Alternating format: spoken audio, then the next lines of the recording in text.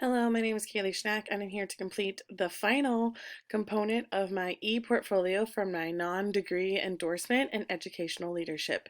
To get started, I just want to say that I'm very excited to be showcasing this with you guys today. It took a lot of blood, sweat, tears to get to this point. But this Google Sites is great for me to be able to show everything that I've done over the last year, and just kind of put it all together. So I'm very excited to present this to you today. So with our Google site, we had to have an artifact folder. Anything that I talk about and share with you today is in that artifact folder. You just click on it and it's got all of my artifacts for district, secondary, elementary, anything that deals with candidate info contents as well. So that is available for you in case I go too fast or you need to look at things a little closer. Here's my personal goals video. I included the actual video, and then I just wanted to go through it a little bit. Just a little bit about myself. Like I said, I am Kaylee Schnack. I've been married to my best friend RJ for 6 years now. We have a actual 17-month-old baby named Kingsley, and his best friend is Holly, our English bulldog. Clearly, they love each other. We enjoy spending time with family and friends. We love to travel. We enjoy watching and attending sporting events. We actually took Kingsley to the Dallas Chiefs game last November, and it was so much fun. Anytime there's competition, you can be pretty sure that our family is going to be participating. Some background information. I do have a BA in elementary education and a minor in leadership studies from Southwestern Kansas out of Winfield, from Southwestern College out of Winfield, Kansas. I have a master's of science in high incident special education K-12 from Fort Hays State, and I also have a master's of education in special education early childhood unified birth to third grade. I have a lot of emphasis in special education, but I also am excited to also have that emphasis in administration once this is completed. Personal goals. I hope to start a family, just to give Kingsley another playmate, travel the U.S., grow in my faith in the church, host an international student so that way they get experience being in the United States, and we get to experience different cultural backgrounds. 6 to 10 years, I hope to continue to be a mom, volunteer for opportunities within the community and service learning activities, visit all 50 states, and also have an Alaskan cruise or maybe even a Hawaiian cruise. Beyond 10 years, I hope to continue to be raising our family and live life, travel internationally, and make memories, not dreams, which is the mantra that I've tried to live by.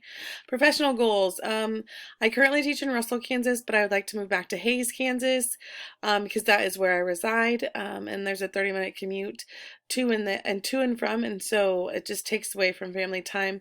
Also, I am the site coordinator this year for what's called our after school program, and that was through a 21st century learning grant. So I'd hope to see that thrives and continues to grow to support the Russell students, because it is a great opportunity, and I've learned so much this year. In 6 to 10 years, I'm looking to move into an administrative role within a district, possibly pursuing for my district level certification, and then of course continuing mentoring. I love to get to know new teachers and to support them the best of my ability, and it just keeps me up with the know of educational trends that are happening and the research behind those trends. Beyond 10 years, I hope to maybe be a special education director, maybe a consultant for curriculum. Who knows, maybe I might even follow the superintendent route as well. I chose Fort Hays State University due to the financial cost, and I also got a spouse scholarship. I was comfortable with my experience from the previous masters that I received, and then I had positive experience from the professors that I took classes with and the other professionals that I met within the classes. Initially, my expectation for the program was just that I needed to know that I could take this journey at my pace and what would fit my schedule, because I do want to be an administrator, as that is a goal of mine, because I want to support and empower students and their families and my future staff. Here's my leadership philosophy. My leadership philosophy is all about servant leadership, and you can be the leader, but you also can be the follower, and that just goes to show that I don't know everything, and I'm willing to take the back seat and follow others if that's what my job is to be. And in the part of education right now, it's so difficult because we're seeing lots of educators leave the profession. We're seeing, uptick of behaviors and just lack of support within our society.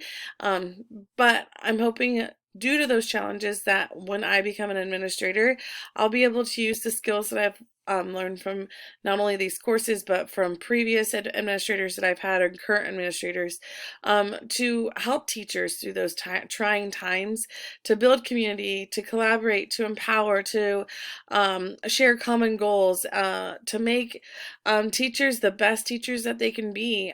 That is my ultimate goal, is just to give back to those teachers and help them fall in love with teaching again.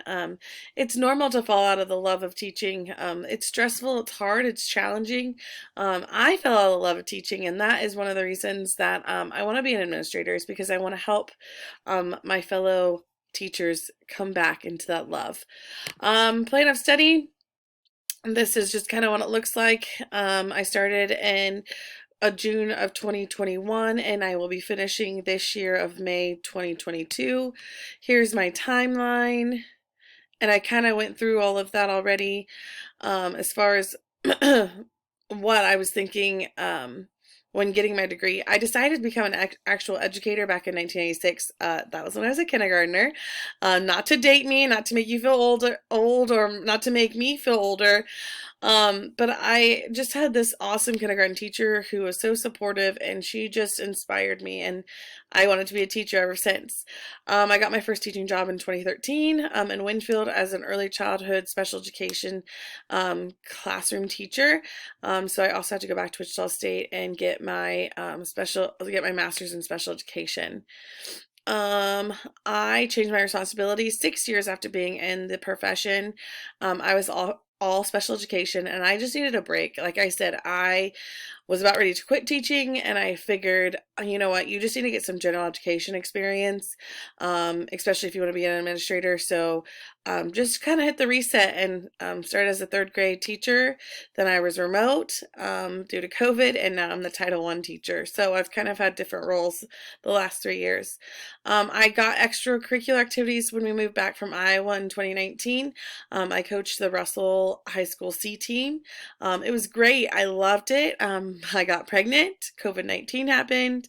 And then afterwards, I was selected to be the site coordinator for our after school program, which since it was after school, did not allow me to go back to coaching, but it did allow me to support elementary students in their learning and families within the community.